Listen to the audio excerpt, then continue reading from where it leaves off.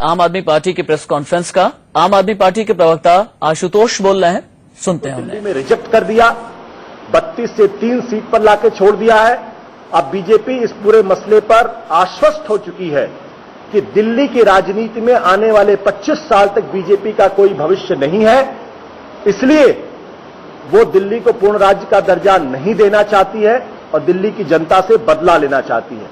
मैं फिर कहना चाहता हूं कि एक बीजेपी के नेता इस पूरे मसले पर पूरे देश और दिल्ली से माफी मांगे, क्यों उन्होंने इस पूरे मसले पर गुमराह किया। बाकी दिलीप जी जो हमारे स्टेट के प्रेसिडेंट हैं, इस पूरे मसले पर और अपनी बातों को आगे रखें।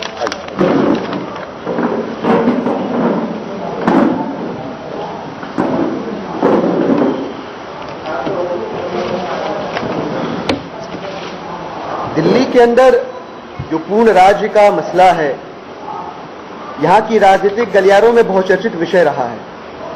बहुत लंबे समय से इसका समाधान हो रहा है। कभी भारतीय जनता पार्टी कांग्रेस की तरफ धकेल देती है, कभी कांग्रेस जो है इसकी जिम्मेदारी भाजपा के कंधों पर डाल देती है। और आज जो खबर आई है एमएचए के हवाले से, ऐसा जान पड़ता है कि दिल्ली की जनता जो बहुत लंबे समय से इसके इंतजार में है कि दिल्ली को पूरे राज्य का दर्जा मिलेगा, यह मुद्दा अब राजनीतिक फंदे के अंदर दम तोड़ता हुआ दिखाई दे रहा है। और इस बात को लेकर दिल्ली की जनता के मन में, हमारे मन में कुछ सवाल उठे हैं। उन सवालों पर बातचीत करने से पहले थोड़ी सी अतीत की यात्रा करें तो बेहतर होगा और हम चीजों को सही संदर्भ में रख पाएंगे। हम आपको याद दिलाना चाहेंगे कि भारतीय जनता पार्टी जब चुनाव के पहले संघर्षरत थी, चुनाव प्रचार चल रहे थे, तब श्री हर्षवर्धन जी का, जो इस समय केंद्रीय मंत्री हैं, उनका बयान आया हुआ था।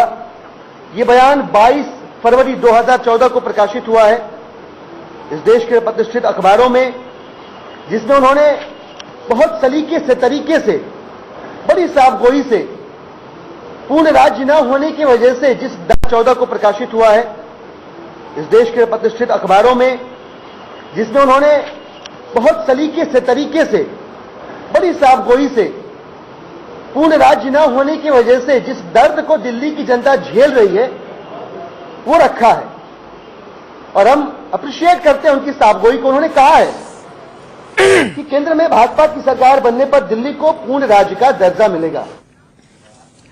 केंद्र सरकार की ओर से दरअसल दिल्ली को पूर्ण राज्य का दर्जा दिए जाने से इनकार किया गया है। उसके बाद आम आदमी पार्टी की यह प्रेस कॉन्फ्रेंस थी। आम आदमी पार्टी का यह कहना है कि 3 सीटों तक ही सिमट करके रह गई है भारतीय जनता पार्टी दिल्ली में और अगले 25 साल तक उसकी वापसी होने नहीं जा रही और इसीलिए दिल्ली की जनता के साथ केंद्र सरकार ने, बीजेपी ने धोखा किया है।